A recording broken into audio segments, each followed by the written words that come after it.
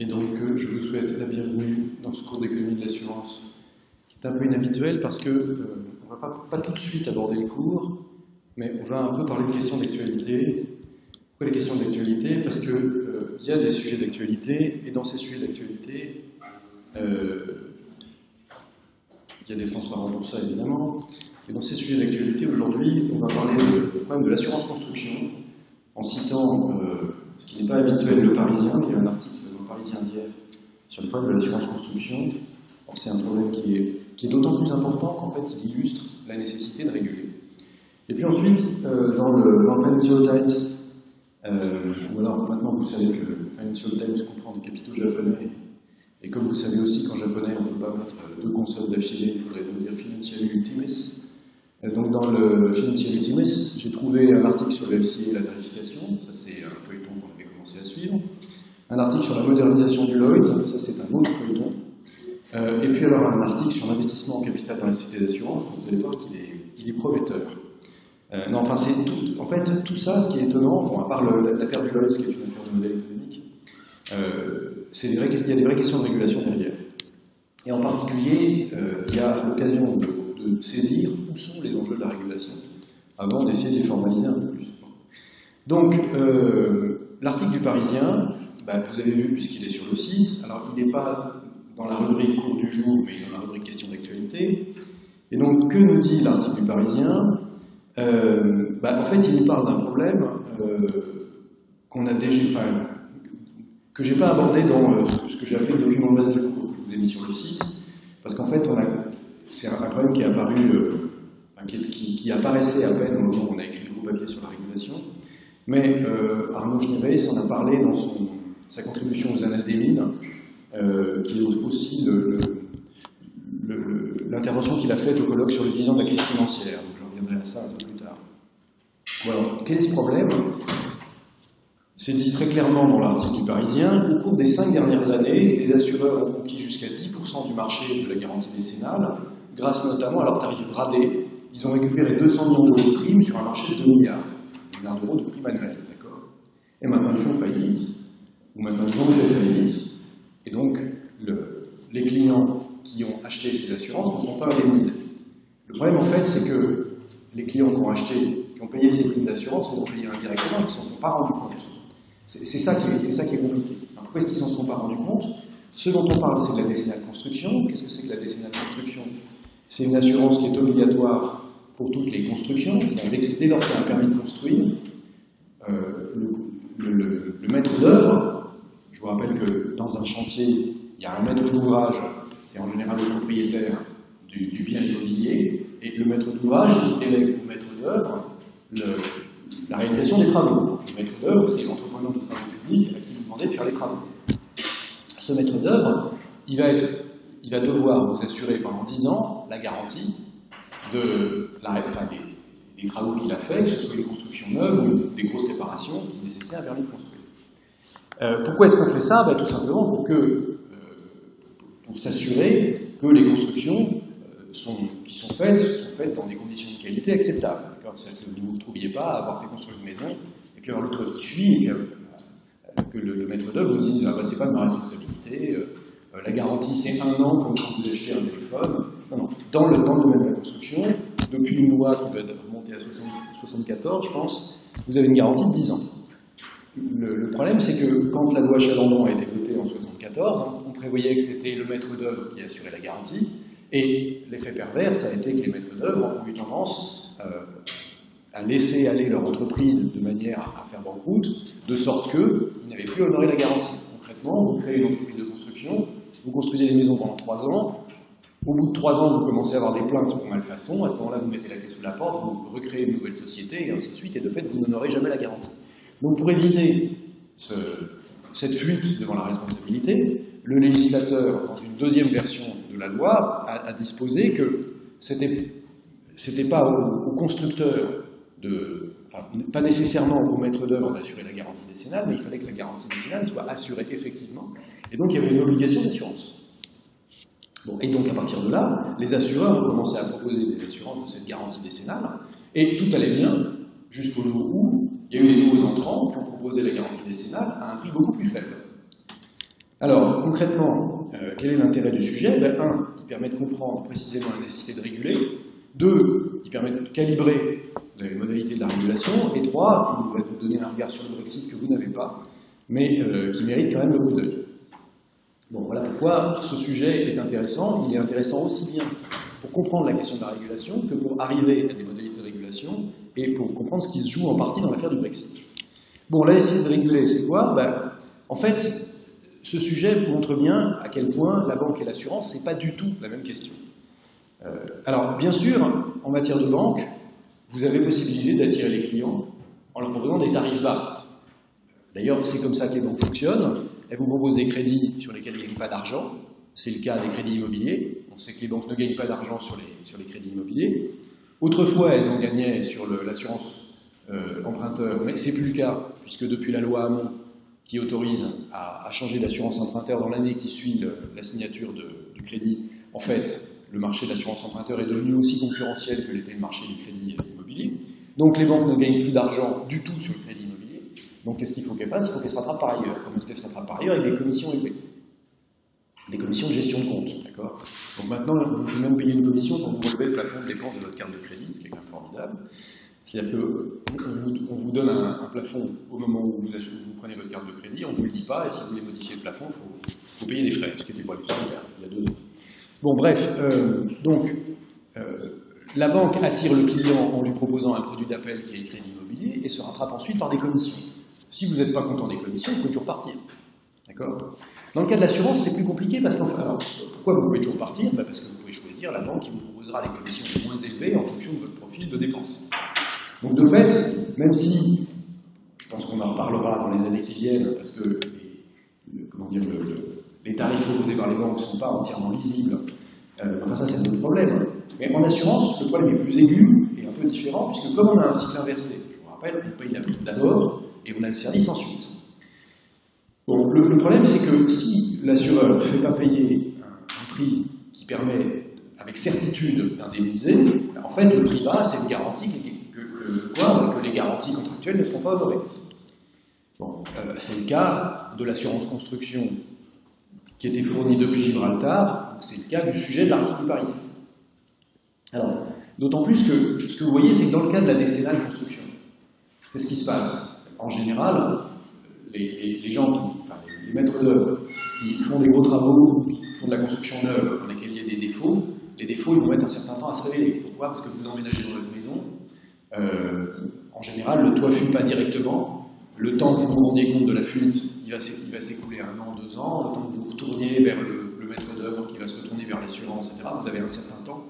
Et donc, de fait, la garantie décennale, c'est une garantie sur laquelle le temps avant que les litiges n'apparaissent, avant que les sinistres n'apparaissent, qui deviennent des litiges ensuite, est un temps relativement plus long que, par exemple, dans l'assurance automobile, où quand vous roulez sur quelqu'un, en général, les ayants droit viennent assez vite. D'ailleurs, si ce n'est pas le ayant droit, c'est le procureur de la République. Mais donc, vous avez en général une injonction de payer rapide.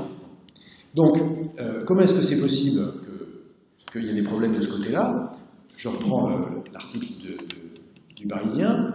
5 assureurs ont fait faillite depuis quelques mois, tous basés à l'étranger, c'est-à-dire 3 à Gibraltar, 1 au Liechtenstein et 1 au Danemark. Ces assureurs intervenaient sur le secteur de la construction en vertu de la règle européenne de la libre prestation de services.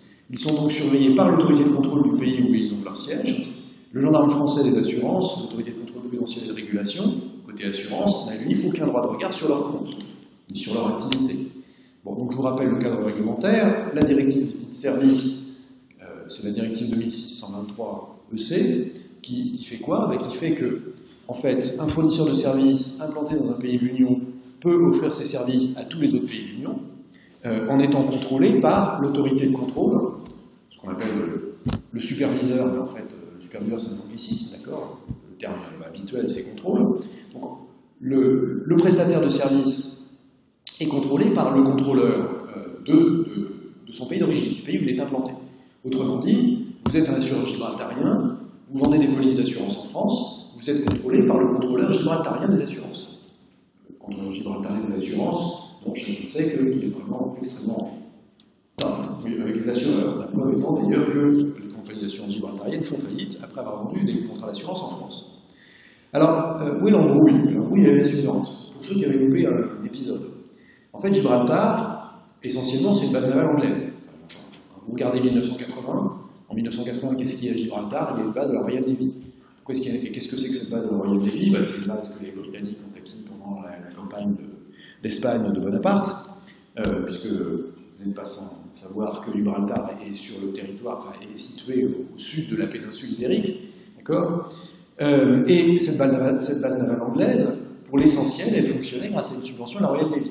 La subvention de la Royal Navy, en 1980, ça faisait 60% du PIB de l'enclave de Gibraltar, qui est un territoire indépendant, qui reconnaît comme souveraine la reine d'Angleterre, enfin ce sera le roi le jour où il y aura un roi, ce qui risque pas d'arriver, puisque, enfin bon, bref, j'arrête, mais de sitôt, en tout cas, donc Gibraltar, c'est pas le Royaume-Uni, c'est un territoire qui reconnaît la souveraineté de la reine d'Angleterre, et dont le gouverneur est désigné par la reine d'Angleterre. Mais c'est un territoire indépendant, c'est pas l'Angleterre, c'est encore moins le Royaume-Uni. Bon, alors, mais pour l'essentiel, l'activité économique de Gibraltar, c'était d'être une base de la Royal Navy. En fait, à la fin des années 70, sous l'impulsion du Premier ministre de l'époque qui s'appelait Margaret Thatcher, la Royal Navy fait un plan d'économie, et dans l'économie, il n'y a que, en fait, on ne pourra plus financer la base de Gibraltar. Donc en fait, il faut trouver une nouvelle source de revenus pour pouvoir garder la base de la Royal Navy, qui a un intérêt stratégique évident. Je ne vais pas vous raconter la Seconde Guerre mondiale, Gibraltar, Malte, la campagne d'Afrique, etc. Bref.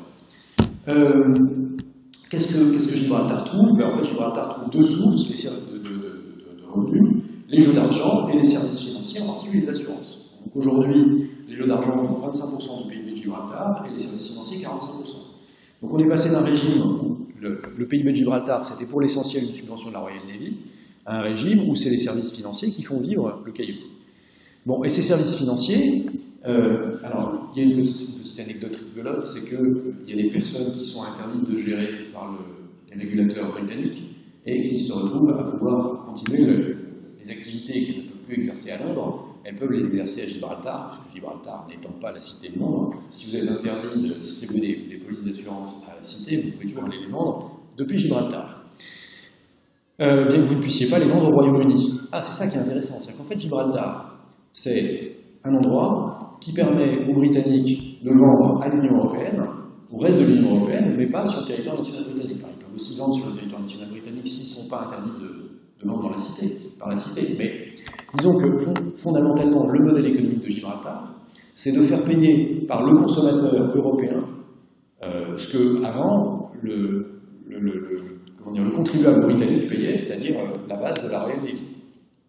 Concrètement, c'est ça. C'est-à-dire que c'est les acheteurs d'assurance européens et les acheteurs de jeux d'argent européens qui vont rapporter des ressources fiscales, pas très élevées, puisque évidemment, dans la défense de Gibraltar, c'est que le régime fiscal est très favorable, qui jusque-là étaient supportés par le budget de l'État britannique.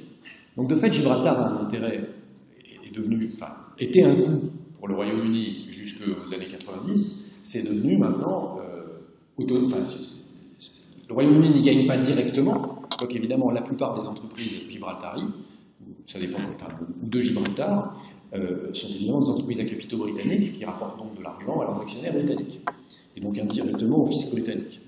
Alors la question amusante là-dedans, c'est à votre avis, quel a été le résultat du référendum de juin 2016 sur le Brexit à Gibraltar? Quel a été le score du Brexit à Gibraltar? Pardon? Oui, mais à quel pourcentage à votre avis? Ah oui, très élevé, 96%. Donc, bien que n'étant pas Royaume-Uni, les Gibraltariens ont voté, et ils ont voté à 96% pour rester dans l'Union Européenne. Pourquoi? Parce qu'évidemment, c'est l'Union Européenne qui ne leur gagne pas.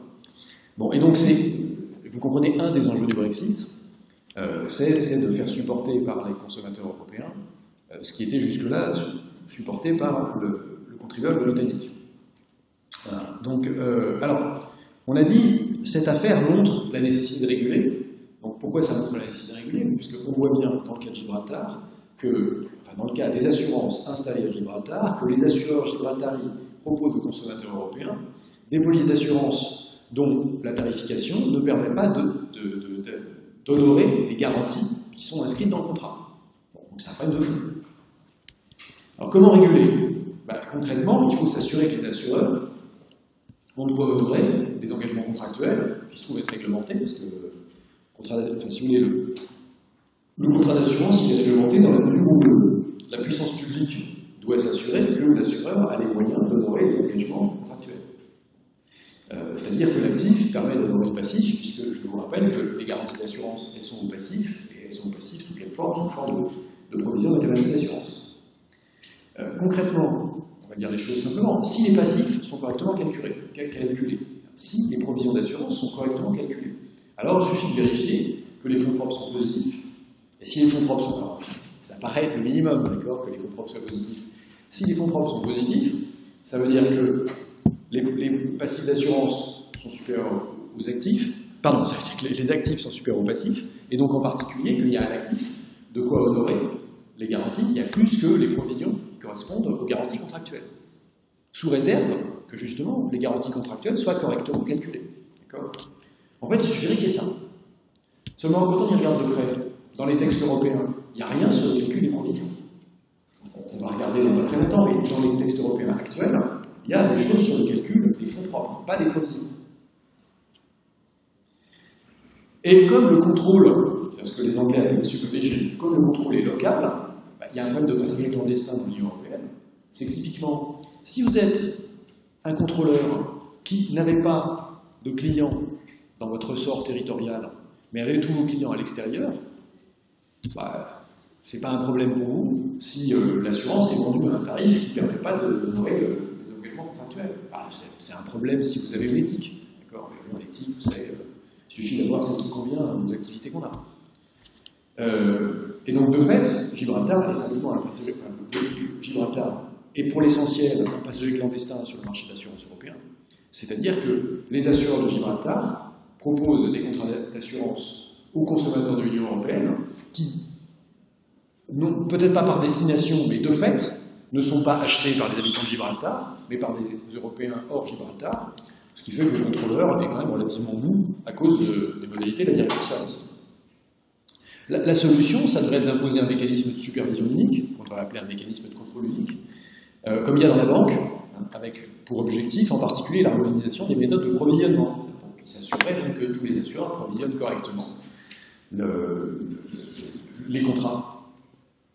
Bon, alors, donc, on a dit, on voit pourquoi il faut réguler pour que les assureurs puissent tenir leurs promesses. Ça, c'est pas un problème en France, parce qu'en France, justement, la CPR veille, les contrôleurs de la CPR veillent à ce que les provisions soient correctement calculées, de sorte que les actifs permettent d'honorer les engagements contractuels. Donc, c'est pas un problème en France, mais c'est un problème, visiblement, dans certaines juridictions. Comment est-ce qu'il faudrait contrôler? Il semble que la solution, ce soit un mécanisme de contrôle unique, qui permette en particulier de vérifier que les provisions sont correctement calculées dans toutes les juridictions de l'Union européenne. Et alors, si on revient au Brexit, on l'a dit, le génie britannique qui se déploie à Gibraltar, c'est d'avoir en fait externalisé les dépenses du budget du Royaume-Uni, qui sont maintenant payées par les consommateurs de l'Union européenne. Et il va de soi que nous n'avons aucun intérêt à accorder la libre prestation de services aux assureurs et aux opérateurs de jeux d'argent gibraltariens, sauf si ce qu'on veut, c'est avoir des problèmes de solvabilité. Ce dont parle l'article du Parisien, c'est le problème de solvabilité des assureurs gibraltariens qui ne payent pas, qui n'honorent pas les engagements d'indemniser les consommateurs européens. Ça, c'est un pur problème de solvabilité. Le deuxième problème qu'on aura certainement avec Gibraltar, c'est le problème de blanchiment d'argent. C'est-à-dire qu'on va se rendre compte que, c'est drôle, mais et les assureurs de vie gibraltariens et les opérateurs de paris sportifs, pour les appeler gibraltariens, n'opèrent pas de contrôle suffisant des sommes d'argent qui sont placées chez eux. Et donc, par exemple, Gibraltar sert à recycler le fric de la mafia russe.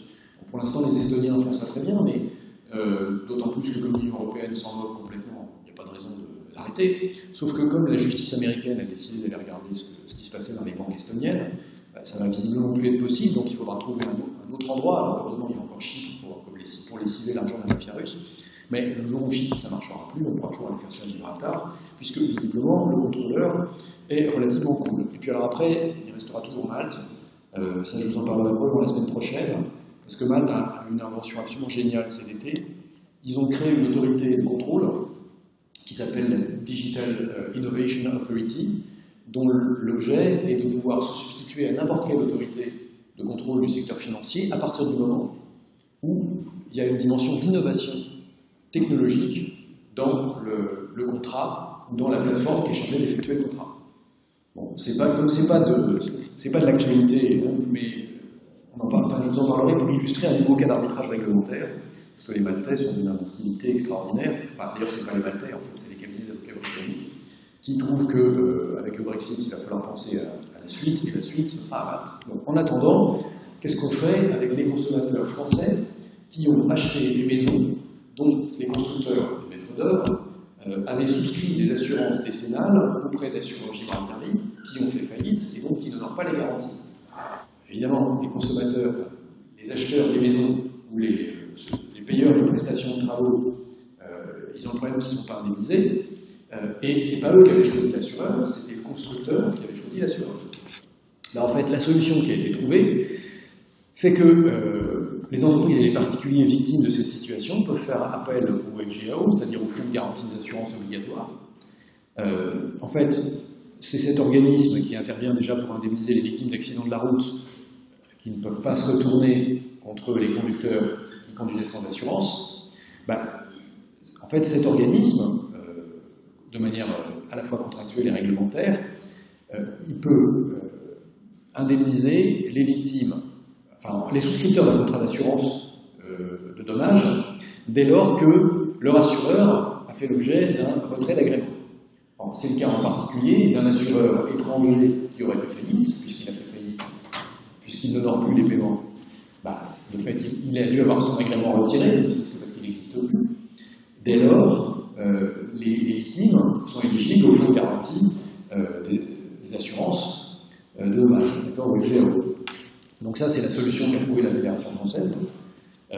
C'est une solution d'autorégulation qui consiste à faire supporter, en fait, tout simplement par tous les assurés de dommages, puisque c'est tous les acheteurs d'assurance de dommages qui, dans leur cotisation, dans leur prime d'assurance de dommages, payent un petit montant qui va abonder, je vous prie de m'excuser, le fonds de garantie des assurances, et ce fonds de garantie des assurances indemnise ensuite les victimes pour lesquelles il n'y a pas de contrat d'assurance, soit parce que les responsables n'étaient pas assurés, soit parce que les assureurs ont fait faillite. Donc je tiens à rappeler que les assureurs français ne font pas faillite. D'ailleurs, la dernière fois qu'un assureur a fait faillite en France, je ne sais même pas quand c'était, parce que de mémoire, je ne vois pas. Justement parce que les assureurs sont correctement contrôlés. Et donc en France, jusqu'ici, le problème, c'était plutôt le fait qu'il y ait des gens qui conduisent sans assurance. Mais là, on a une nouveauté grâce à nos amis de Gibraltar, dont le contrôle est défaillant. Bon, deuxième sujet. City Watchdog weighs new rules on insurance pricing. Donc, Watchdog, ça veut dire un chien de garde, mais là, dans ce cas-là, c'est le régulateur de la City, donc le régulateur de la Cité de Londres, pèse le pour et le contre de nouvelles règles sur la tarification d'assurance. Alors, qu'est-ce que c'est que cette affaire? En fait, vous vous souvenez, on en avait déjà parlé au mois d'octobre. C'est une association de défense des consommateurs qui s'appelle Citizens Advice, qui a lancé une super complaint.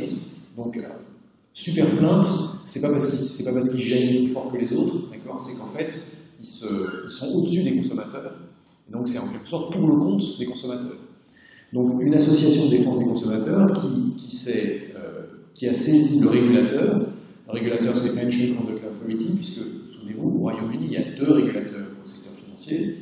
Il y a Prudential Conduct Authority, qui est donc une autorité compétente sur les questions prudentielles, des questions en fait à la fois de solvabilité et d'équité des entreprises, et Financial Conduct, donc la protection du consommateur.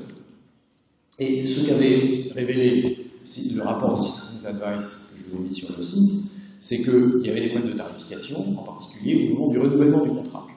Mais l'enquête préliminaire du FCA montre que c'est en fait plus vicieux que ça. Pourquoi? Parce que, je cite le Financial Times, in a report into home insurance ahead of the broader study, the FCA found that companies were failing to oversee pricing to the extent that they could not assess whether customers were being treated fairly. D'accord? Donc, alors, dans un rapport préliminaire sur l'assurance habitation, qui donc présage broader study, une étude approfondie, le terme exact c'est élargi, mais en fait, l'étude va surtout être approfondie. l'autorité de défense des consommateurs a montré que les compagnies n'avaient pas contrôlé la tarification et donc qu'elles ne sont pas capables d'estimer si les consommateurs ont été traités de manière juste. The use of data, including third-party data, to set pricing leaves firms open to the possibility of racial discrimination in their pricing strategies, the FCA said. Some companies had carried out no due diligence on third-party data to ensure they were not breaking equalities law. Là, c'est nouveau quand même, parce qu'on n'en parlait pas il y a 3 semaines. Donc, l'utilisation des données, et en particulier des données émanant de tierces parties. Donc, l'utilisation des données pour set pricing, donc pour tarifer les contrats d'assurance, a laissé les entreprises du secteur exposées à la possibilité d'une discrimination raciale dans leur stratégie de tarification, a fait savoir l'autorité de contrôle. Certaines compagnies n'auraient pas exercé leur due diligence à l'égard des données fournies par des parties tierces pour s'assurer qu'elles n'enfreignaient pas la loi sur l'égalité. Bon, alors là, c'est quand même un truc extraordinaire. C'est-à-dire que, en fait, les compagnies d'assurance discriminent les gens selon leur couleur, et la réponse des compagnies d'assurance, qu'est-ce que c'est? C'est pas nous, c'est les third parties. D'accord? C'est quand même une grande première dans l'histoire du droit de la consommation. C'est-à-dire, en fait, si on discrimine les minorités, mais on ne sait pas parce que, en fait, on ne sait pas comment on fait les tarifs. Bon. L'idée qu'une compagnie d'assurance puisse ne pas être responsable de sa politique de tarification, je ne sais pas ce que vous en pensez, mais ça me paraît la plus grosse blague de l'année. Il est dommage qu'on ne soit pas le 1er avril, puisque si une compagnie d'assurance veut ne pas perdre d'argent et donc ne pas avoir de problème avec les autorités prudentielles, elle doit maîtriser sa politique de tarification, puisque elle doit avoir une prime qui lui permet de couvrir ses engagements à réglementer, et donc, de fait, la prime doit représenter la provision mathématique d'assurance. Sinon, on risque de vendre à perte, et de toute façon, c'est le boulot du contrôleur des assurances, mais là, côté prudentiel, de s'assurer que les entreprises tarifent correctement. Donc ce qu'on est en train de découvrir à Londres, c'est que les entreprises tarifent correctement du côté prudentiel, mais elles tarifent même un petit peu trop bien à l'égard de certaines minorités. Enfin, ce qu'il faut entendre quand même, c'est que du coup, elles baissent les prix à l'égard d'autres choses que les minorités, et donc il y a peut-être un problème de tarification, parce qu'il y a peut-être un problème de subvention croisée. En français, c'est les pauvres qui payent pour les clients exigeants. Et donc là, il y a un problème de contrôle par l'autorité prudentielle, qui aurait dû se rendre compte qu'il y a des clients qui ne sont pas tarifés à leur risque. Or, ces clients, les clients exigeants, c'est les bons clients, en particulier ceux qui sont ni vieux, ni de couleur. Et visiblement, ça n'a pas effleuré l'autorité de contrôle prudentiel. La bombe, elle est donc double. D'un côté, elle est que l'autorité de contrôle prudentiel n'a pas fait attention au fait que certains clients étaient probablement recevaient probablement une subvention croisée de la part de certains autres clients, et donc il y avait des ventes qui étaient faites à perte pour les bons clients. Et puis, deuxièmement, l'autorité de contrôle des consommateurs ne s'est pas rendu compte que, en gros, quand vous aviez la peau un peu foncée ou quand vous étiez un peu vieux, vous payez un peu plus cher que votre risque, et que ça servait à attirer les bons clients. C'est un second argent. Alors, il n'est pas absolument certain que les compagnies d'assurance aient voulu discriminer sciemment les gens qui étaient un peu bronzés. Alors, je ne pense pas que ce soit... On va voir ce qu'il en est du rapport du FCA, quand il paraîtra probablement au mois de juin. Donc, j'espère pour les compagnies d'assurance britanniques que ce n'est pas aussi grossier que faites payer plus cher les noirs. En revanche, ce qui est certain, c'est que les compagnies... Enfin, ce qui apparaît, non pas certain, mais extrêmement probable, c'est que les compagnies d'assurance ont discriminé les pauvres, et que dans les pauvres, il y a les vieux et les gens de couleur. D'accord ? Voilà. Et donc, de fait, c'est là qu'il y a le petit problème. Alors, pourquoi est-ce qu'on discrimine les pauvres? Parce que les pauvres, ils ne vont pas se défendre. Parce que les pauvres, ils ne vont même pas se rendre compte qu'ils sont... comment dire, qu'ils payent des primes d'assurance largement supérieures à leur espérance mathématique de sinistre. D'accord ? Bon, évidemment, tout ça n'arrive jamais en France. C'est déjà arrivé, vous savez. C'est déjà arrivé dans les organismes de HLM, donc qui ne sont pas des entreprises privées, qui sont des sociétés d'économie mixte, donc qui normalement ne sont pas soumises à la contrainte, à la pression du profit, à la pression de satisfaire l'actionnaire. On s'était rendu compte que dans certains organismes de HLM, il y avait dans les bases de données locataires ou de candidats à la location, il y avait un champ origine. Et l'origine ne précisait naturellement que le continent d'origine du candidat.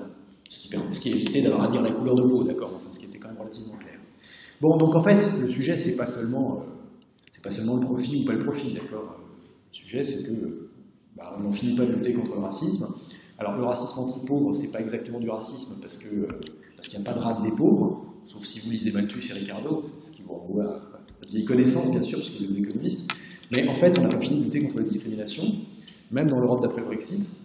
Et donc, mon propos n'est pas du tout un propos d'autosatisfaction. Quand je dis ça n'arrive jamais en France, j'ai tenté de dire, c'est pas arrivé en France dans les assurances, probablement parce que les contrôleurs d'assurance français sont conscients, et qu'ils auraient pointé l'aspect subvention de contrat, subvention croisée de contrat. Ça, ils y auraient été attentifs. Vous vous souvenez, en particulier les contrôleurs d'assurance français avaient repéré qu'il y avait à la Caisse nationale de la prévoyance une assurée qui vivait depuis trop longtemps pour que ce soit honnête, c'était le ministère des Finances qui avait mis son veto à ce qu'on fasse une enquête sur Jeanne Calment. Donc de fait, les contrôleurs d'assurance français, ils sont plutôt conscients des aspects coûts. Enfin, le fait que ça ne soit pas arrivé jusqu'ici, ça ne veut pas dire que ça n'arrivera jamais. Ce n'est pas du tout une incitation à nous endormir sur le laurier, mais simplement à rester conscient du fait que le contrôle de discrimination est public de tous les instants. Voilà, bon, donc la suite, bien au-delà du semestre, puisque vous aurez une très bonne note au mois de janvier et donc vous serez débarrassé à tout jamais du cours d'économie des assurances, mais je pense que ça va être quand même un grand moment, quand les Anglais auront enfin pris leur indépendance et ne seront plus dépendants de Bruxelles et qu'ils devront se démerder pour financer leur base de Gibraltar. On va aussi découvrir que pour financer la base de Gibraltar, en plus d'arnaquer les Européens, ils vont arnaquer leurs pauvres. Voilà. Donc, ils régleront leurs problèmes de leur côté. Bon, alors, une fois qu'on a fini avec les... Ah ben non, on n'a pas fini avec les Anglais, figurez-vous, parce qu'on va parler du Lloyds aussi. Alors, bon, ça va un tout petit peu nous éloigner de l'assurance momentanément, mais finalement, c'est pas plus mal, parce qu'il y a un vrai sujet. Lloyds of London needs a sound policy for its future. Alors, si vous permettez, c'est pas moi qui fait l'ordre du jour totalement, mais c'est la structure de l'article. L'article sur le Lloyds commence de la manière suivante. The Lloyds of London building, designed by Richard Rogers, was the tallest in the insurance district for a long time, after being completed in the 1980s. These days, the 14-story tower is dwarfed by others, including Lord Rogers' Cheese Grater, which are filled with big insurance groups. Bon, alors, si on veut comprendre ces quelques lignes, il faut faire un tout petit peu d'architecture, et après tout, c'est pas plus mal, ça va nous changer. Peut-être qu'un jour, vous avez visité la City de Londres, si ce n'est pas encore fait, vous le ferez peut-être l'an prochain, puisque c'est ce qui arrive là, tous les ans, enfin, en tout cas, c'est ce qui est arrivé les 2 dernières années aux élèves du Master de Banque et Finance. Mais même si vous ne le faites pas avec le Master de Banque et Finance, ça vaut le coup. En particulier, si vous allez Threadneedle Street, vous verrez la Banque d'Angleterre, et en face de la Banque d'Angleterre, il y a ce curieux bâtiment. Qu'est-ce que c'est que ce curieux bâtiment? C'est un bout du Lloyds Building. Et vous voyez là sur cette photo un bâtiment de style georgien, et derrière, un machin métallique. Et en fait, le Lloyds Building, fondamentalement, c'est ça. C'est-à-dire que le siège de la compagnie d'assurance, c'est une façade néoclassique anglaise d'un bâtiment qui a brûlé, pour un assureur qui a l'affaire. Et l'assureur en question, le Lloyds, a gardé la façade, et il a reconstruit derrière un bâtiment moderne, dont le chantier a été confié à Richard Rogers. Alors, le bâtiment-là, c'est celui-ci, c'est au-dessus de la droite. Et évidemment, il est d'un style un tout petit peu plus moderne que la façade néoclassique, sur laquelle, en fait, on arrive difficilement à avoir un bon point de vue, parce que Threadneedle Street, c'est quand même assez étroit. Et donc, il faut y aller pour pouvoir voir le contraste que font cette façade néoclassique et assez austère. Parce que là, vous voyez ici, en fait, vous voyez l'angle. Mais sinon, vous avez une pleine façade, et derrière, cette espèce de machin. Alors, cette espèce de machin, si vous le regardez de près, il a une petite il a une double parenté avec le centre Pompidou. La parenté avec le centre Pompidou, c'est en particulier, pour aller vite, c'est toutes les galeries qui sont à l'extérieur du bâtiment. Vous voyez le centre Pompidou au bout. Dans Beaubourg, là aussi, toutes les parties techniques sont à l'extérieur du bâtiment, c'est beaucoup mieux qu'elles soient cachées à l'intérieur du bâtiment, comme c'est le cas des bâtiments traditionnels. Par exemple, les galeries d'aération sont à l'extérieur. C'est pour ça qu'à la fois autour du bâtiment, quand je dis autour, c'est juste immédiatement à l'extérieur, mais aussi sur l'esplanade devant, vous avez les grandes manches à air, des manches à air de bateau qui sont peintes en blanc. Et vous avez aussi des canalisations qui sont peintes en bleu et en rouge, qui font beaucoup d'amusement et peu d'enfants. Et en fait, le petit air de parenté, il s'explique par le fait que Rogers a construit le bâtiment du Lloyd juste après Beaubourg. Alors Beaubourg n'était pas tout seul puisqu'il était avec la Xopia, mais qui est probablement le gars qui a mis la couleur, puisqu'apparemment, quand Rogers est tout seul, il n'y a plus de couleur. Mais il reste l'idée de mettre toutes les gaines techniques à l'extérieur, ce qui fait que, alors c'est à la fois pratique, parce que ça dégage de l'espace à l'intérieur du bâtiment, et ça rend le bâtiment plus aménageable, parce que si vous, je ne sais pas si vous avez déjà visité le centre Pompidou, mais en fait ce qui se passe à Pompidou, c'est que chacun des niveaux est complètement libre de cloisons. Vous pouvez mettre des cloisons si vous voulez, mais il y a besoin de zéro cloison, parce qu'en fait, à la fois toutes les gaines techniques sont achetées à l'extérieur, et il n'y a pas de poteau, puisqu'en fait toute la tenue du bâtiment est faite par l'extérieur, parce que en gros on a des piliers externes et des tenseurs qui permettent d'assurer la répartition des masses, et donc il n'y a aucune contrainte sur l'usage des plateaux internes de groupe. Donc c'est une performance architecturale qui se traduit par un aspect un peu show-up à l'extérieur. Alors, en fait, le bâtiment du Lloyd, c'est quand même un peu différent de Beaubourg, en particulier parce que alors que Beaubourg, c'est des plateaux qui sont complètement aménagés, dans le Lloyd, à l'intérieur, il y a cette espèce de grand vide de l'atrium central. Ça vaut quand même le coup d'œil, comme dirait Londres.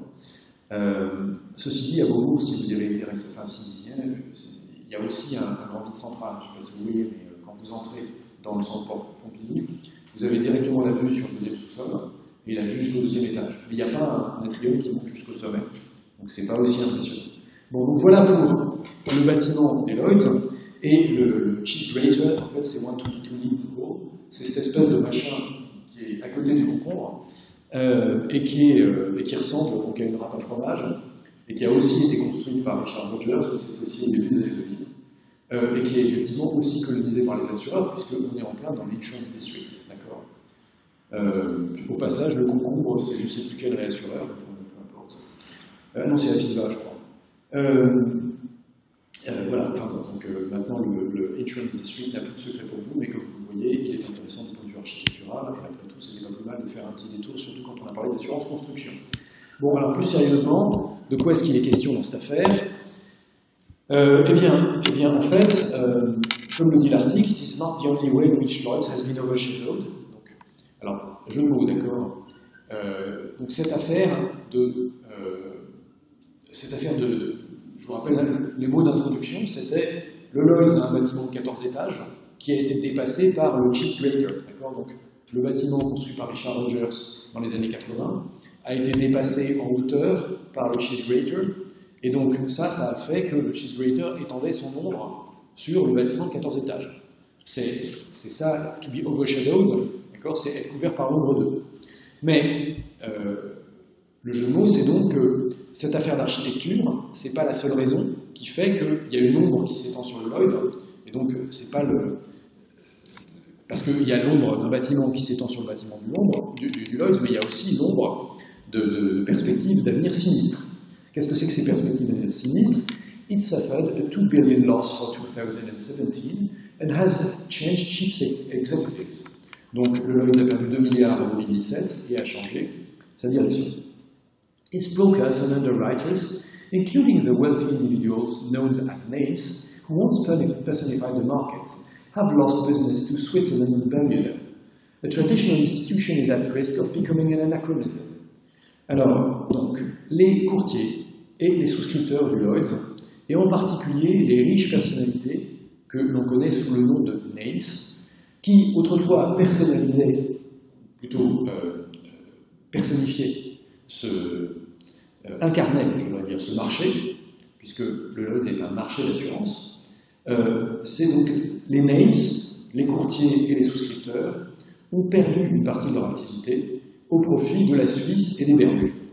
C'est donc une institution traditionnelle, une institution ancienne qui risque de devenir un anachronisme. Bon, question, qu'est-ce qui se passe en Suisse et aux Bermudes qui a pu piquer du boulot au Lloyds? Qu'est-ce qui se passe en Suisse? Qu'est-ce qu'il y a en Suisse et aux Bermudes? C'est comme ça qu'on va comprendre ce qu'on fait au Lloyds, concrètement. Puisqu'on nous dit que la concurrence vient des Bermudes et de Suisse. Bon, ce n'est pas les contrôleurs aériens qui ne sont pas le point fort des Bermudes, puisque vous connaissez les histoires du triangle des Bermudes. En revanche, on l'a déjà évoqué,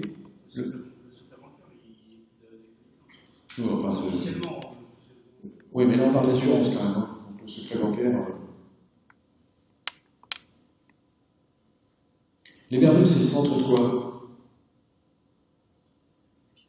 De la réassurance. On n'en a pas parlé, je crois. Bon, voilà. Bon, en fait, en Suisse, il y a Swiss Re et d'autres. Et aux Bermudes, il y a au moins 1 millier de réassureurs.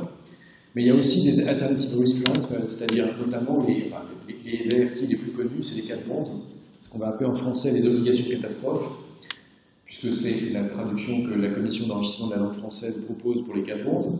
Et cette traduction n'est pas l'objet d'un copyright, au contraire, c'est copyleft, c'est à utiliser. Je vous rappelle que les obligations catastrophes, c'est comme du prêt à la grosse assurance. Le principe, c'est que les souscripteurs de ces obligations touchent, en échange d'un rendement beaucoup plus élevé que le rendement du marché, ont le risque de tout perdre au cas où la clause déclenchant l'indemnisation, enfin la clause déclenchante, est activée. C'est-à-dire concrètement, une obligation catastrophe, c'est on désigne un portefeuille de risque de l'assurance, enfin on désigne un portefeuille de risque, et on dit que si entre le 1er janvier et le 31 décembre de telle année, il y a plus de 2 milliards de sinistres dans ce portefeuille de risque, eh bien, les obligations catastrophes ne seront pas remboursées, puisque l'argent qui a été levé via les obligations catastrophes servira à indemniser les pertes en excès de ce portefeuille. Donc typiquement, c'est une activité, enfin l'émission d'obligations catastrophes est une alternative à la réassurance. Bon, et donc de fait, si on nous dit que le Lloyds a perdu de l'activité au profit de la Suisse et des Bermudes, ce dont il est question, c'est que le Lloyds a perdu de l'activité au profit soit des réassureurs, soit des transferts de risques alternatifs qui sont pratiqués et par les Suisses et par les Bermudiens. Alors, donc, concrètement, ce qu'on voit, c'est que le métier des Lloyds, c'est pas d'être une compagnie d'assurance, mais c'est d'être, comme on vous l'explique, un marché pour l'essentiel de réassurance. Pourquoi c'est pas une compagnie d'assurance? Parce que vous n'allez pas chez Lloyds en leur disant bonjour, je vais assurer ma voiture, ça, c'est pas le métier local.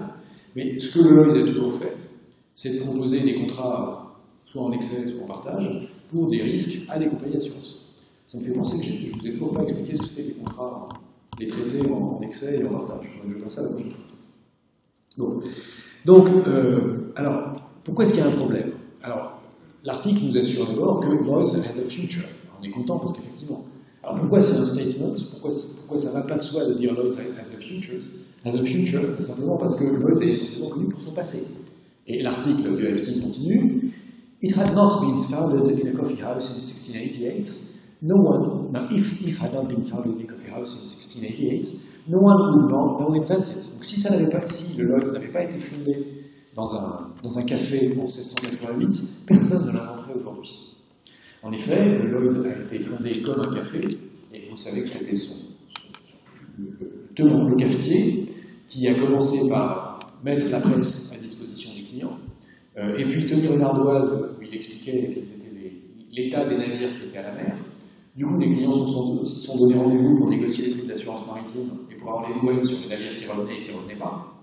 Et donc, de fait, c'est devenu un endroit où on se réunissait pour parler d'assurance maritime. Et puis, avec le temps, enfin, comme la famille qui tenait le Lloyds a compris que l'intérêt par rapport aux autres bistrots, c'était d'offrir un service particulier, ben, c'est devenu un marché où on pouvait négocier les contrats d'assurance.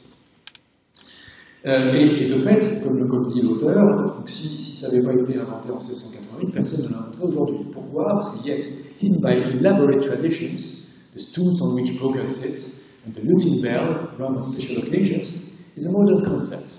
Lloyds is not one company but an exchange, or what the technology industry calls a platform. Le jeu ici, c'est donc de dire, ok, il y a des traditions, mais en fait, le Lloyds, c'est pas une entreprise, c'est un exchange. Exchange, c'est une bourse, d'accord, un marché organisé. Ou ce que l'industrie appelle maintenant une plateforme. Il faut le voir quand même, parce que le fonctionnement du Lloyds, quand vous y allez, comme l'article vient de le dire, c'est que les brokers, donc les courtiers, sont assis sur des espèces de trépodes, et puis il y a la cloche qu'on utilise dans certaines occasions. Et ce que nous dit l'auteur de l'article, c'est que if it uses technology cleverly, instead of relying wholly on expensive brokers to bring in new businesses, and it taps the world's capital market intelligently, it can hold itself into the 21st century. D'accord. Donc si il fait un usage intelligent de la technologie, alors le Lloyds va pouvoir se hisser jusqu'au XXIe siècle. Enfin, pour l'instant, ce n'est pas le cas.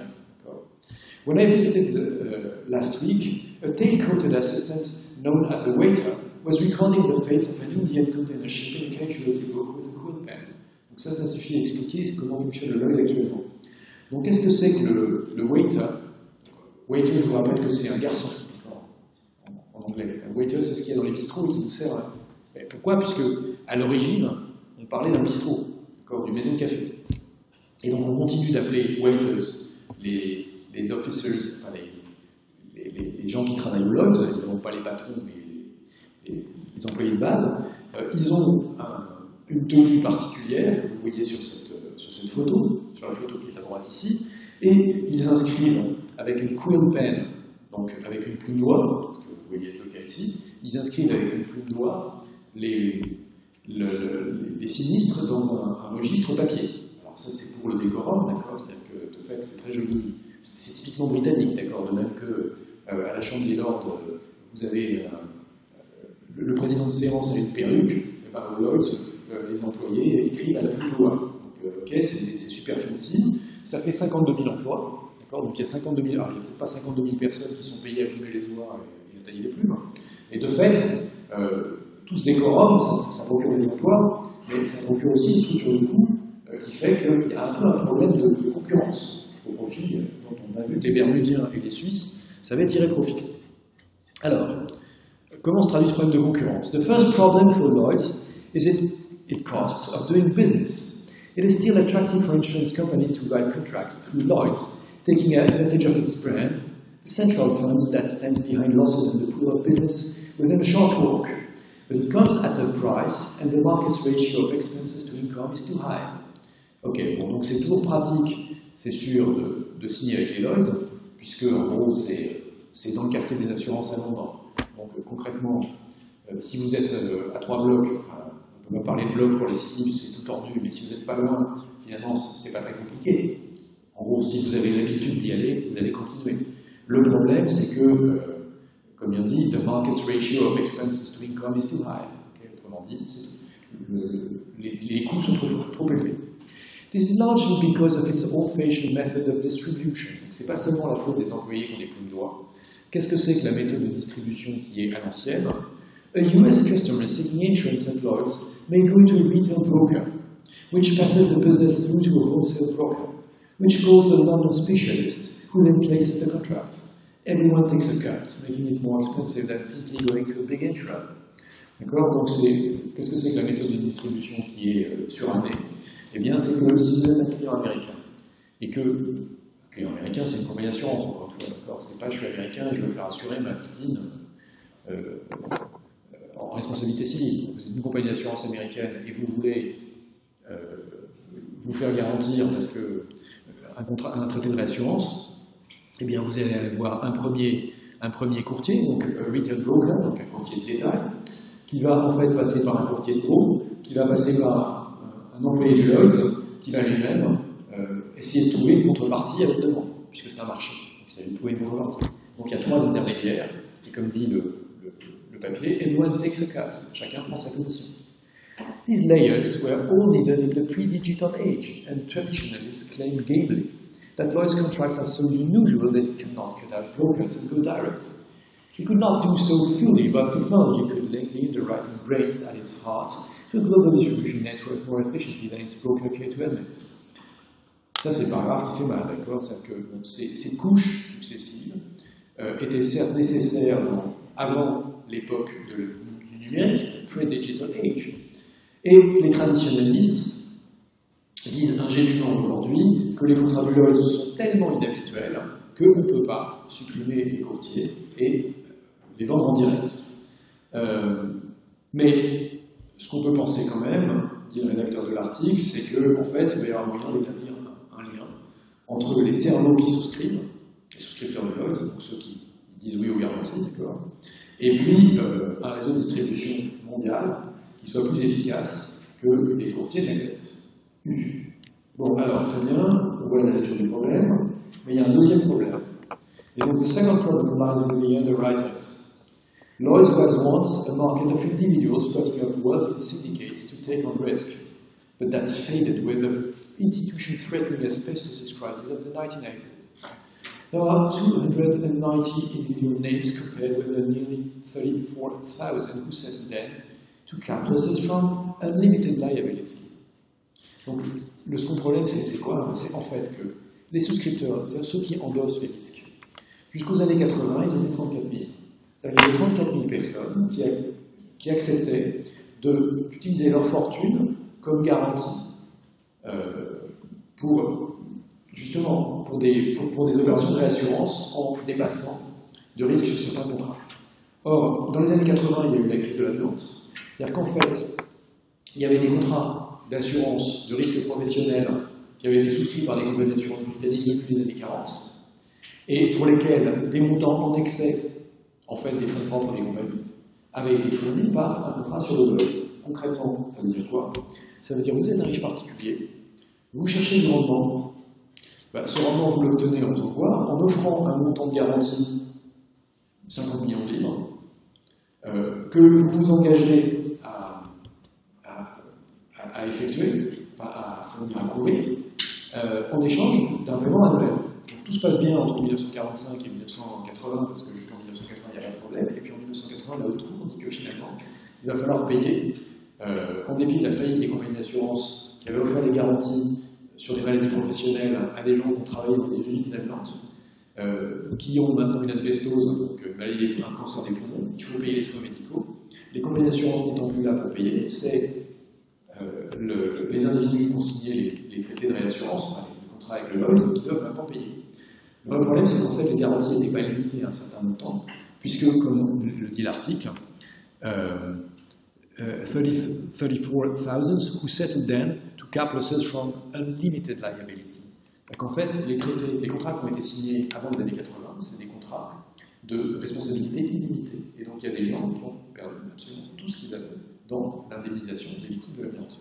Je ne vous dis pas que c'est mal, je vous dis que le vrai problème, c'est que ceux qui n'avaient pas eu l'idée de mettre leur argent dans des trusts à Jersey, ils ont, comme c'était responsabilité illimitée, tout ce qu'ils avaient a pu passer dans l'indemnisation des victimes de l'amiante. Là encore, c'était un super deal pour le gouvernement britannique. En France, on aurait immédiatement dit que c'était la responsabilité de l'État, et rassurez-vous, les classes dirigeantes auraient gardé leurs sous. Là, en Grande-Bretagne, ceux qui n'avaient pas mis leur fric dans des véhicules qui les mettaient à l'abri, typiquement des trusts à Jersey, de fait, jusqu'au dernier centime, ils ont indemnisé les victimes de l'amiante.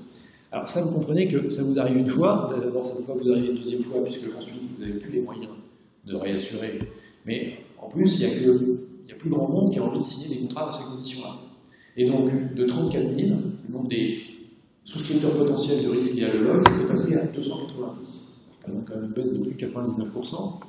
Et donc, le vrai sujet, c'est un, que le coût d'intermédiation du Lloyds est trop élevé, donc comme on vient de le voir, mais deux, qu'il n'y a surtout plus, il n'y a pratiquement plus de capacité de réassurance. Enfin, si, en fait, il y a.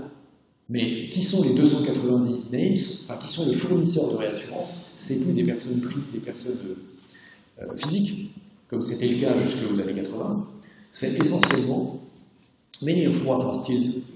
Il y a 290 personnes physiques, là les names, mais many of what are still called Lloyds syndicates are really vehicles for large insurance companies that both participate in the market and compete with it for insurance business.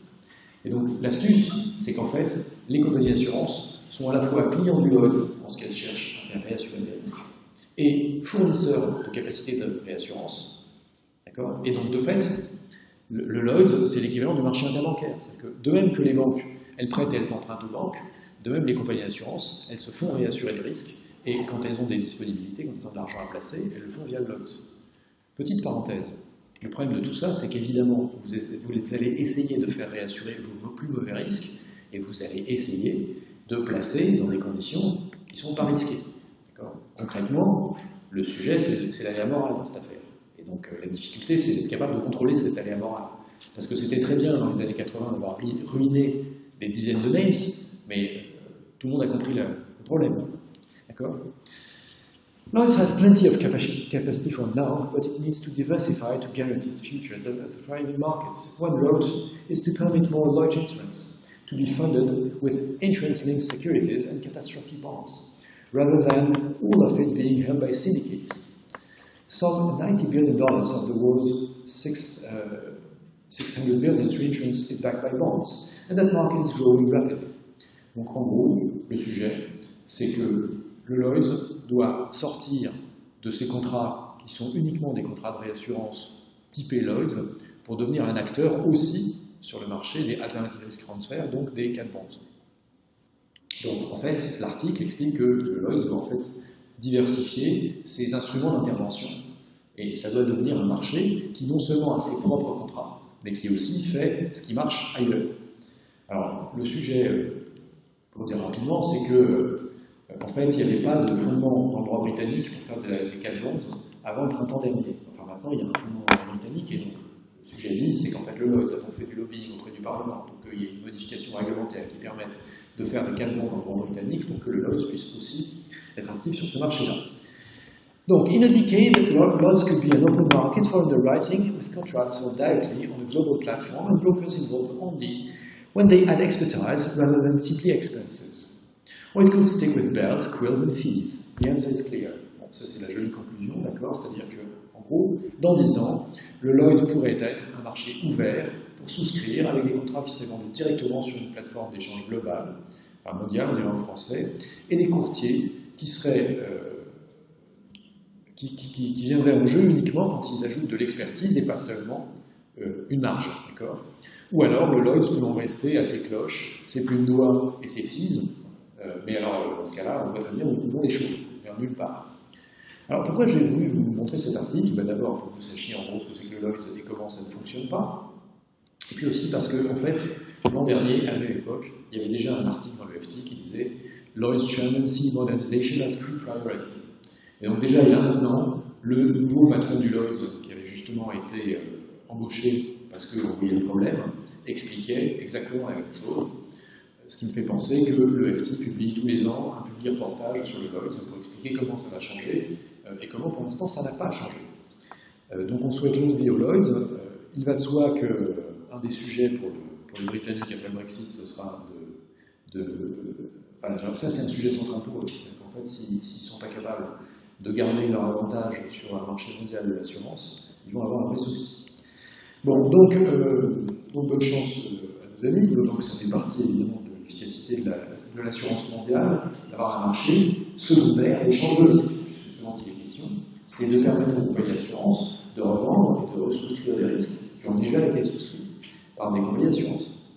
Et donc, oui, l'intérêt et la difficulté, c'est qu'on brouille les frontières entre l'assurance et la réassurance. Si les compagnies se mettent à racheter des risques qui sont en quelque sorte revendus par d'autres compagnies, qu'est-ce que c'est la différence entre l'assurance et la réassurance? Et concrètement, il n'y en a pas. C'est pour ça qu'il faut que l'assurance et la réassurance soient régulées de la même manière, soient soumises aux mêmes règles. Même si, par ailleurs, pour l'essentiel, ce qui se passe, c'est que les réassureurs ont une empreinte globale qui va permettre de diversifier les risques que les assureurs ne savent pas diversifier.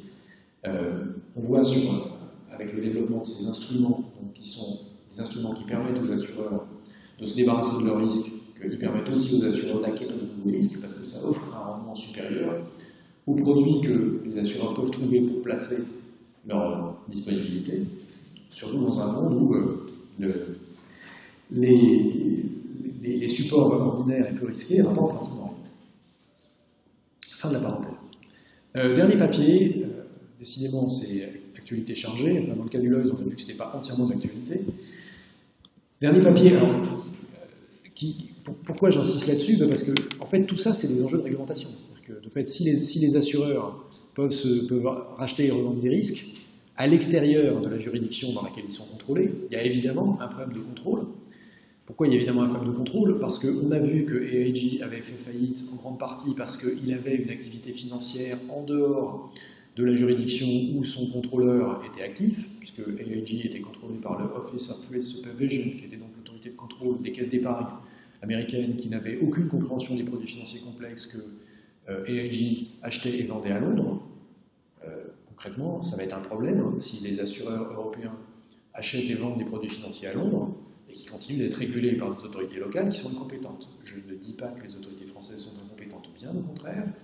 Je dis en revanche qu'on risque peut-être d'avoir quelques soucis avec les assureurs roumains, grecs ou gibraltaris. Voilà. Ceci dit, sans aucun mépris pour les Roumains et pour les Grecs. Mais en revanche, ce que je constate, c'est que les assureurs grecs qui ont prêté à l'État grec sont un petit peu échaudés par les conditions dans lesquelles ils ont été traités, leur actif, l'essentiel de leur actif a été traité. Je rappelle que l'actif des assureurs grecs n'a pas été traité de la même manière que l'actif des banquiers grecs, c'est-à-dire que les obligations souveraines grecques qui étaient possédées par les banques ont fait l'objet d'un write-off de 50% et pas les mêmes obligations quand elles étaient possédées par les assureurs. Néanmoins, les assureurs grecs, ils ont quand même des sueurs froides parce qu'ils ont un problème pour être en mesure d'indemniser les contrats, sachant qu'une partie de leurs actifs, dans la mesure où c'est du souverain grec, c'est pas vraiment la meilleure signature qui puisse exister. Donc la tentation pour eux, c'est d'aller chercher du rendement dans des produits un peu compliqués. D'accord ? Quant aux Roumains, je ne sais pas si vous aviez vu, mais il y a une compagnie d'assurance qui s'appelait Astra, qui avait fait faillite en décembre 2016 en Roumanie, dans des conditions telles que ça avait déclenché, c'était en décembre 2016, ça avait déclenché une série de manifestations importantes contre le gouvernement, tout simplement parce qu'en fait, il y avait une partie des ministres qui avaient des intérêts financiers dans cette compagnie d'assurance, et donc il apparaissait que le contrôleur des assurances roumain avait été un peu insuffisant quant au contrôle des pratiques de cette compagnie d'assurance. Bon, alors, donc, en fait, il y a un risque à ce que les compagnies d'assurance se financiarisent. Et pourquoi il y a un risque? Parce que les contrôleurs d'assurance, leur boulot, c'est de contrôler les passifs. Alors, ce qu'ils savent bien faire, c'est, en principe, c'est contrôler les passifs et donc contrôler les provisionnements. Si en plus on leur demande de contrôler les actifs, parce que par les actifs, il se met ailleurs des produits financiers complexes qu'on ne sait pas évaluer, c'est plutôt le métier habituel des superviseurs de banque. C'est capable de contrôler le fait qu'il y a des fonds propres en face des actifs. Bon, et alors, la preuve que ça va devenir un problème, c'est le 4e article du jour. Donc je ne fais pas exprès, mais au moins on illustre la nature des problèmes qui se posent aux contrôleurs. Private equity follows lucrative but controversial balance insurance. Donc on parle de capital investissement ou d'investissement en capital et de la bête, donc du pari lucratif d'Apollo. C'est un pari certes lucratif mais aussi controversé sur l'assurance. De quoi est-il question? Eh bien, Marlène Albert avait 110 000 $ sur son compte d'investissement quand elle a quitté son travail chez AT&T il y a 10 ans. Pourquoi Marlène Albert? En fait, Marlène Albert, c'est pas en soi le centre de l'article, mais c'est juste un exemple qui permet d'illustrer le sujet de l'article. Donc, ce dont elle avait besoin, she told her broker, comme elle a dit à son courtier, c'était pas d'avoir 110 000 $ sur son compte d'assurance, c'était d'avoir un monthly check for the rest of her life. Donc, Marlène Albert, c'est une citoyenne américaine qui vit aux États-Unis, qui avait travaillé chez American Telegraph and Telecom, et qui quitte son boulot avec un chèque de 110 000 $ avec 110 000 $ sur son compte d'investissement, c'est 110 000 $ d'épargne. Et son sujet, c'est qu'elle veut une rente viagère pour pouvoir bien vivre à la retraite. So, her broker didn't charge for advice. Donc, son courtier ne lui a pas fait payer son conseil, because my mother would bake him fudge, because her daughter, Sherry Kelly. Ça, c'est la blague locale. Donc, le courtier ne lui a pas fait payer le conseil, puisque Marlène Albert lui faisait des gâteaux, enfin, du fudge, d'accord, c'est-à-dire de la crème au caramel. Se souvient sa fille qui s'appelle Sherry Kelly. She just felt very comfortable with him. Et donc, elle se sentait très bien avec son courtier. All the same, when Mrs. Albert decided to put her money into an annuity contract from a British insurer called Aviva, Mrs. Kelly phoned her son in England to ask what he knew about the company. Donc, en fait, Marlène Albert est donc citoyenne américaine vivant aux États-Unis, et son courtier en assurance lui propose de souscrire une rente viagère auprès d'un assureur britannique qui s'appelle Aviva. Et donc Aviva, depuis le UK, fournit aux futurs retraités américains, des contrats d'assurance vie libellés en dollars, s'il vous plaît. Vous voyez quand même la nature du risque pour Aviva. C'est-à-dire que Aviva, en fait, se retrouve à gérer depuis le Royaume-Uni. Aviva, ils ont des comptes en livres. Et donc, ils ont un profit qui est exprimé en livres. Et donc, du coup, s'ils payent les prestations en dollars, ils se retrouvent avec des risques de change qui ne sont pas absolument négligeables. Donc, quand ils souscrivent des rentes viagères auprès de consommateurs américains, ils ont deux risques. Ils ont le risque de souscription, on a vu qu'en ville n'est pas très élevé. Enfin, ils ont quand même le risque général de longévité, de gestion d'actifs, etc., qu'on a dans tout contrat de rente viagère. Et puis en plus, ils ont un risque de change. Là, concrètement, si le dollar monte par rapport à la livre, ils vont quand même avoir un problème pour servir le contrat. Sauf s'ils investissent tous les actifs aux États-Unis, auquel cas ils se retrouvent avec en plus un risque réglementaire, c'est-à-dire qu'ils se trouvent à gérer depuis le Royaume-Uni une activité aux États-Unis. Alors quand on voit comment les choses peuvent se passer aux États-Unis, parfois on pourrait être inquiet. Donc, mais c'est pas ça qui est le cœur de l'article. A few years later, her policy passed to a new owner. Donc, de fait, elle a signé avec Aviva. Ah oui, l'anecdote amusante, c'est Mrs. Kelly phoned her son in England to ask what he knew about the company. Donc, elle souscrit un contrat d'assurance, enfin, avant de souscrire un contrat d'assurance auprès d'un assureur britannique, elle appelle son petit-fils qui vit en Grande-Bretagne pour qu'il prenne un avis, pour qu'il lui donne son avis sur Aviva, dont vous n'êtes pas sans savoir qu'il est quand même le numéro 1 de l'assurance au Royaume-Uni. Et donc, c'est pas exactement n'importe qui. C'est un peu comme si vous assuriez auprès d'AXA et que vous alliez appeler votre neveu qui est en France pour lui demander alors AXA, c'est bien, c'est juste le numéro 1 mondial, enfin, à part ça tout va bien, sauf que de toute façon ils ne veulent plus faire de vie, elles sont quasiment en mode sur la vie puisqu'ils se concentrent plutôt sur les activités qui sont génératrices qui sont plutôt des activités génératrices de revenus réguliers.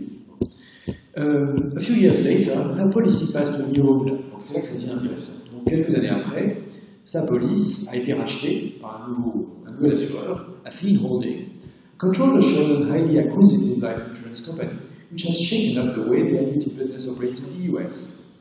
Alors, je ne sais même pas comment traduire, d'accord, c'est que l'entreprise qui a racheté le contrat de Madame Marion Albert, c'est donc une compagnie d'assurance qui est controversial and highly acquisitive. Elle est donc controversée, d'une part, et d'autre part, elle est highly acquisitive, ça veut dire qu'elle est hautement acquisitrice, elle rachète beaucoup de contrats en cours, original. Pourquoi est-ce qu'elle rachète beaucoup de contrats en cours? Eh bien, en fait, voilà, l'article explique que Americans hand over $200 billion a year in annuity premium, usually opting for an insurer that will invest the money in safe bonds and then keep a modest portion of the investment returns for itself. Donc la plupart des Américains placent leurs 200 milliards annuels de dollars d'assurance vie auprès d'assureurs qui choisissent d'investir l'argent dans des titres qui sont des titres sûrs et qui gardent une petite part de cet investissement pour leur rémunération.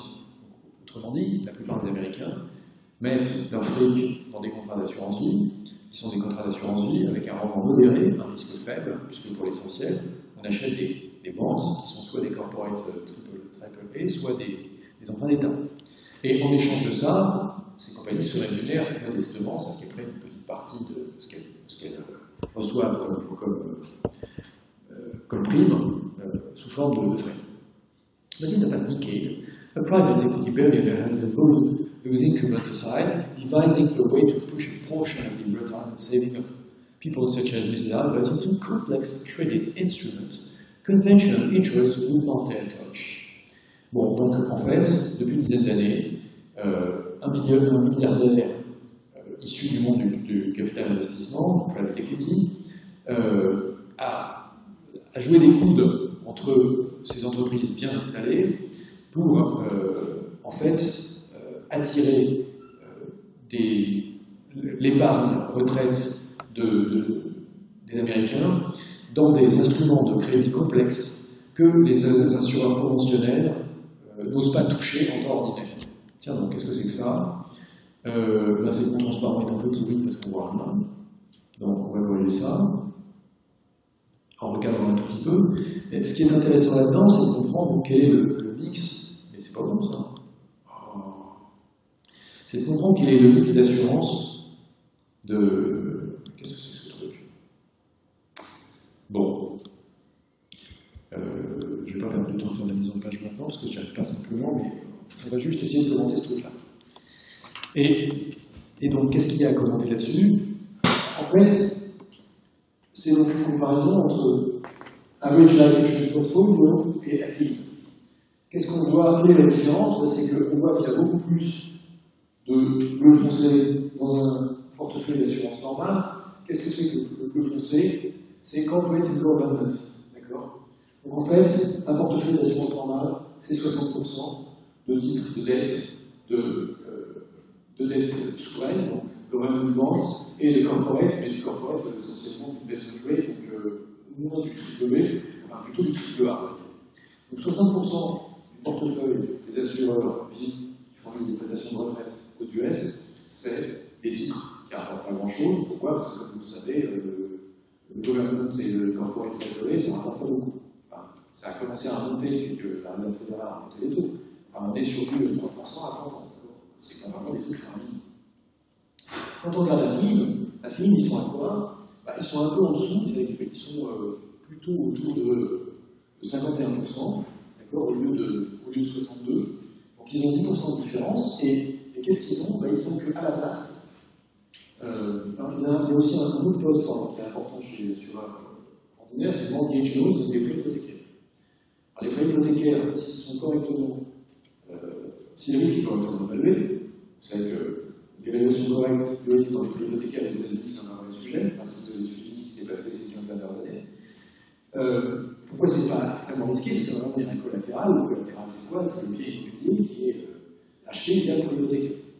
Et ce qu'on voit, c'est que chez AFIM, il y a moins de corporate et government régulés, et il y a moins de prêts hypothécaires, donc en gros, il y a moins de choses qui sont à risque bas. Et il y a plus de quoi?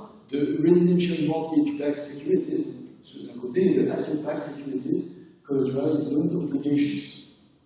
Donc, c'est quoi ça en français?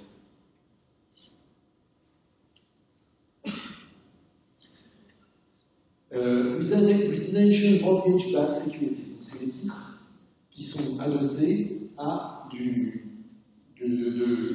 crédits hypothécaires. Et deux, asset-backed securities, ABS, collateralized loan obligations, CLO. Donc, ça, c'est aussi la titrisation de dette d'entreprise. Donc, en fait, AFIM a une part qui représente, on va dire, un quart de son actif, qui sont de la titrisation de créances sur des crédits hypothécaires et de la dette d'entreprise, qui n'est pas du triple A cette fois-ci, d'accord, qui est de la dette d'entreprise qui ne peut pas accéder au marché financier et qui donc se fait refinancer par titrisation. Enfin, en fait, c'est des entreprises qui se sont fait accorder des crédits par les courtiers qui leur ont accordé des crédits, et ensuite, les titres de créance ont été mis dans des pools qui ont été titrisés. C'est la même chose que en fait, les RMBS, que les Residential Backed Mortgage Securities, qui sont donc de la créance hypothécaire qui a été titrisée. Bon, là encore, si vous avez suivi l'actualité des 15 dernières années, toutes ces choses brillantes, c'est ce qui est la cause de la crise des subprimes. Mais comme chacun sait, maintenant c'est régulé, il n'y a plus aucun problème. En particulier puisque dans les CLOs, donc dans les fonds de dette d'entreprise, il y a une règle de skin in the game qui fait que normalement, les émetteurs de ces fonds de titrisation doivent garder 5% des titres qu'ils ont émis. Ah oui, mais sauf que justement, la règle de skin in the game, c'est un des premiers trucs que Trump a fait sauter en arrivant. D'accord? Donc, concrètement, de quoi parle-t-on?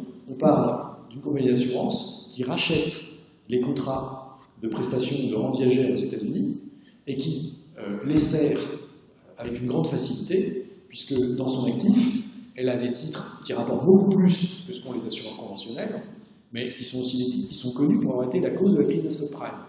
Bon, alors je ne sais pas vous, mais moi, il y a une lumière rouge qui s'allume, qui dit oula, où va-t-on? Donc je ne vais pas lire l'article avec plus de détails.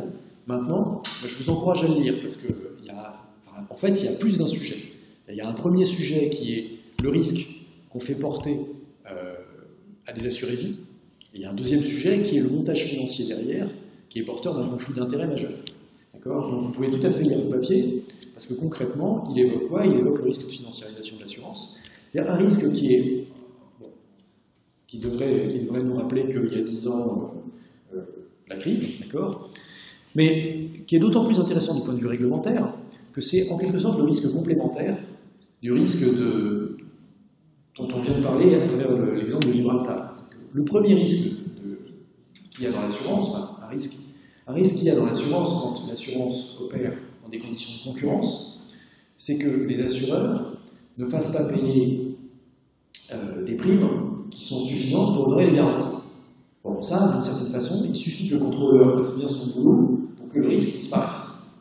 Le problème qu'on a dans l'Union européenne actuellement, c'est qu'à travers la directive service, en fait, il y a des assureurs peu scrupuleux dans des pays où les autorités de contrôle ne sont pas très affûtées, qui peuvent émettre des contrats d'assurance tels, à des prix tels, qu'on ne puisse pas indemniser ensuite. Donc, de fait, on a un dysfonctionnement du système de contrôle dans l'Union qui fait que le problème est sur la table. Mais une autre modalité de ce problème-là, et qui est beaucoup plus ennuyeuse, c'est ce que j'appellerais la financiarisation de l'assurance, c'est qu'en fait, les compagnies qui sont contrôlées, genre Aviva, on ne peut pas dire que Aviva ne soit pas contrôlée. Aviva, pour votre information, il y a 40 contrôleurs des assurances au PCA, la Prudential Control Authority, qui s'occupe uniquement d'Aviva. Il n'y a aucune compagnie d'assurance qui soit contrôlée comme Aviva, parce que le superviseur des assurances au Royaume-Uni, c'est pas de la rigolade. Du coup, qu'est-ce que fait Aviva? Aviva, comme ils sont très contrôlés, ce qui veut dire concrètement qu'ils doivent payer pour leur contrôle, et deux, ils se retrouvent à devoir calculer correctement leurs provisions et devoir calculer correctement le capital qu'ils mettent en face des provisions. Tout ça coûte très cher. Donc est-ce que la solution, c'est pas de revendre directement des contrats à des compagnies qui ne sont pas régulées? Enfin, pardon, excusez-moi, c'est pas ce que j'ai voulu dire, mais qui sont en gros dans les mêmes... Enfin, qui prennent plus de risques, ou qui sont exactement dans la situation qu'on vient de dénoncer, celle des assurances Gibraltar. Donc AFIM n'est pas à Gibraltar, ils sont aux États-Unis. Mais vous n'êtes pas sans savoir une fois de plus qu'aux États-Unis, il n'y a pas de contrôleur national des assurances, les assurances sont contrôlées par les États. Et que, après tout, si, en fait, il y a un assureur américain qui rachète des contrats d'assurance dont les assurés ne sont pas américains, concrètement, qu'est-ce qu'il en a à faire, le contrôleur des assurances américains, qu'il y ait des problèmes avec des contrats qui ont été rachetés à des assurés pas américains? Alors là, dans le cas présent, on vient de voir qu'en fait, le montage était le suivant. Ce sont des citoyens américains qui ont acheté des contrats d'assurance, qui ont souscrit et engagé auprès d'assureurs britanniques, qui ont maintenant été revendus à des assureurs américains. Donc c'est le cas, tant mieux. Enfin, le jour où on a des contrats d'assurance qui sont acquis dans des conditions intéressantes par des assureurs non européens auprès d'assureurs européens qui s'en débarrassent par exemple sur le lot via des contrats en partage, je ne sais pas quoi, en excès, en je ne sais pas quoi, le souci qu'on aura, c'est qu'on se retrouvera avec des assurés qui sont couverts par des contrats, qui sont contrôlés par des contrôleurs externes à l'Union européenne et qui vont nous refaire Gibraltar en tant que nous. C'est ça ce que j'appelle la financiarisation de l'assurance. C'est-à-dire qu'on se mette à échanger le risque d'assurance sur un marché secondaire de manière telle que le contrôle des contrats soit plus possible. Voilà. Donc ça, c'est nouveau. Et c'est d'autant plus nouveau que quand, en gros, vous garantissez que vous allez indemniser à partir d'instruments financiers qui ont déjà fait la preuve du fait qu'ils étaient à l'origine d'une crise financière, il y a quand même un tout petit sujet. Voilà, donc c'est tout pour aujourd'hui du point de vue de l'actualité, mais convenez que c'était une actualité qui méritait qu'on la regarde d'un peu plus près.